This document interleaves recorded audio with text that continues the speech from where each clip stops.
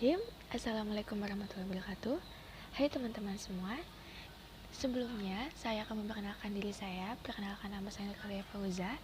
Saya dari kelas 3 DBIB dengan nomor NIM 1917404059. Di sini saya akan menjelaskan pengertian hadis dari segi kuantitas dan kualitas.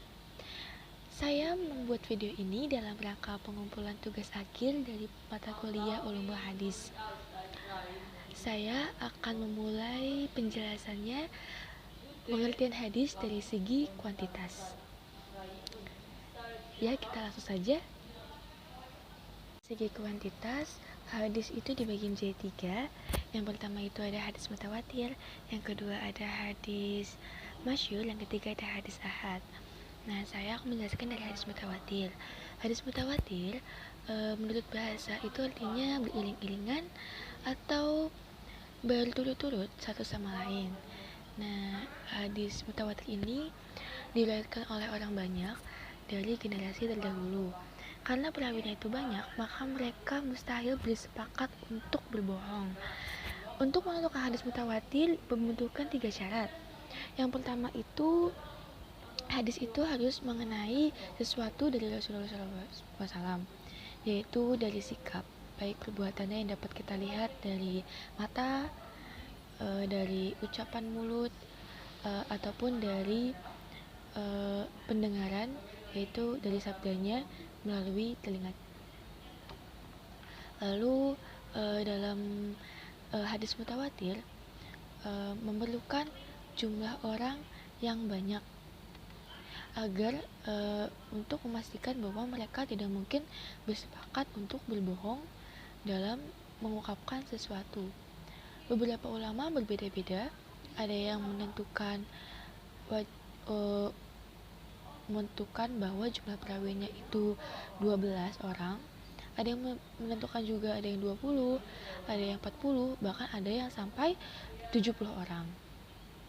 Dan syarat ketiganya itu jumlah perawinya itu harus sama seperti yang ada di syarat kedua tadi. Jika syarat kedua tadi tidak terpenuhi, maka hadis itu tidak dapat disebutkan atau dikategorikan sebagai hadis mutawatir. Contoh dari hadis mutawatir yaitu marfa'a Rasulullah SAW yadayhi hatta ra'iya bi bayadi fi syai'in min du'a'i ila fil istisqa, yang artinya itu Rasulullah SAW tidak mengangkat kedua tangan ketika dalam berdoanya selain dalam sholat istisqa, sholat minta hujan, dan beliau mengangkat kedua tangannya sehingga tampak putih. Lalu yang kedua itu ada hadis masyhur.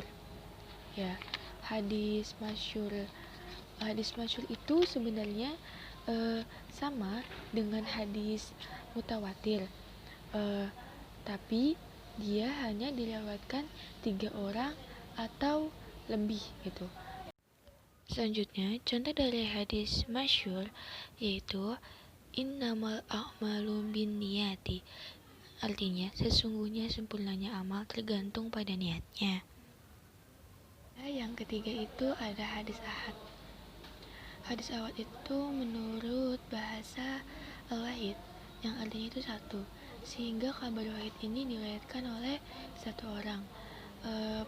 Menurut ulama secara tingkat, hadis wahid ini tidak memenuhi syarat dan kriteria dari hadis mutawatir dan hadis masyhur, karena hadis ahad ini tidak mencapai sanad dari sumbernya langsung, dan zaninya tidak sampai ke qoti dan yakinnya.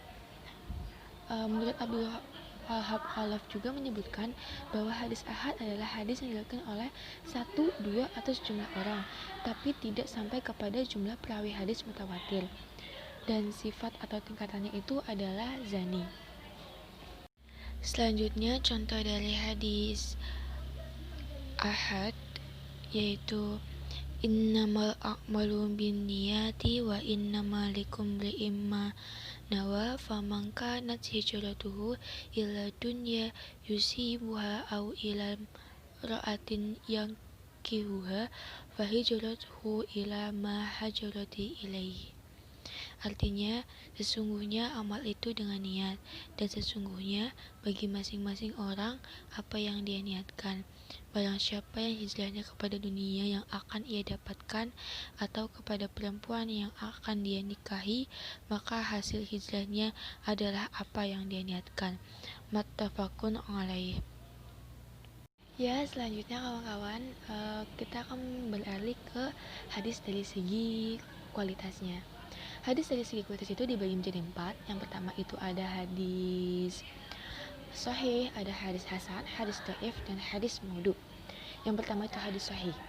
Hadis sahih itu sanadnya bersambung, diriwayatkan oleh perawi yang berkualitas dan tidak lemah hafalannya. Dalam sanad dan matannya itu tidak ada syad atau ilat. Syad itu orang-orang yang terpercaya, jadi hadis itu dari orang-orang terpercaya, dan ilat itu cacat yang terdapat dalam hadis tersebut. Lalu ada contoh dari hadis sahih yang berisi Bismillahirrahmanirrahim. Haddatsana Abdullah ibn Yusuf qala akhbarana Malik an Ibni Syihab an Muhammad bin Jubair bin Mat'ami an Abi qala sami'tu Rasulullah sallallahu alaihi wasallam qara'a fil maghribi bitur, riwayat Al-Bukhari. Artinya, telah menceritakan kepada kami Abdullah bin Yusuf, ia berkata telah mengabarkan kepada kami Malik dari Ibnu Syihab, dari Muhammad bin Jubair bin Mut'ami, dari ayahnya ia berkata, aku pernah mendengar Rasulullah SAW membaca dalam sholat maghrib surat At-Tur. Hadis riwayat Bukhari dalam kitab Azan. Lalu yang kedua itu ada hadis hasan. Hadis hasan sama seperti hadis sahih, tapi hadis hasan ini tidak sekuat hadis sahih. Sama seperti sebelumnya, berasal dari perawi-perawi yang baik, yang hafalannya sangat bagus, dan tidak ada syad dan ilat. Lalu ada contoh dari hadis hasan yang bunyinya haddatsana Qutaibatu haddatsana Ja'faru bin Sulaiman Dubai an Abi Imran al-Jauni an Abi Bakri bin Abi Musa Ash'ari qala sami'tu Abi bihadrati aduwi yaqulu qala Rasulullah SAW inna abwaba al-jannati tahta dilali suyufi al-hadis, yang artinya telah menceritakan kepada kamu Qutaibah, telah menceritakan kamu Ja'far bin Sulaiman dari Abu Imran al-Jauni, dari Abu Bakar bin Musa al-Ash'ari, ia berkata, aku mendengar ayahku berkata ketika musuhku datang, Rasulullah SAW bersabda, sesungguhnya pintu-pintu surga di bawah bayangan pedang Hadis riwayat At-Tirmizi, bab Abwabu Fadolil Jihadi. Dari segi kualitas itu ada hadis dhaif. Hadis dhaif itu tidak memenuhi syarat dan kategori dari hadis sahih dan hadis hasan, yang mereka itu bersumber dari orang perawi-perawi yang memiliki hafalan yang kuat, sedangkan di dhaif itu tidak, dan sumber-sumber itu masih memiliki banyak ilat atau cacat dalam hadis tersebut. Selanjutnya, contoh dari hadis dhaif yaitu ma'ahrojatut At-Tirmizi min tariq Hakimi At-Surami an Abi Tamimah Al-Hujaimi an Abi Hurairah anim Nabi sallallahu alaihi wasallam qala man atai haidun au imratang fi duburiha au kahuna faqad kafara bima anzala ala Muhammad, yang artinya apa yang dilewatkan oleh Tirmizi dari jalur Hakim al-Atsrami dari Abi Tamimah al-Hujaimi dari Abi Hurairah dari Nabi Muhammad SAW, ia berkata, barang siapa yang menggauli wanita haid atau seorang perempuan pada duburnya atau seperti ini, maka sungguh ia telah mengingkari dari apa yang telah diturunkan kepada Nabi Muhammad SAW. Lalu ada hadis maudhu. Hadis maudhu sama seperti hadis dhaif, cuma hadis maudhu itu lebih di bawah dari hadis dhaif tersebut.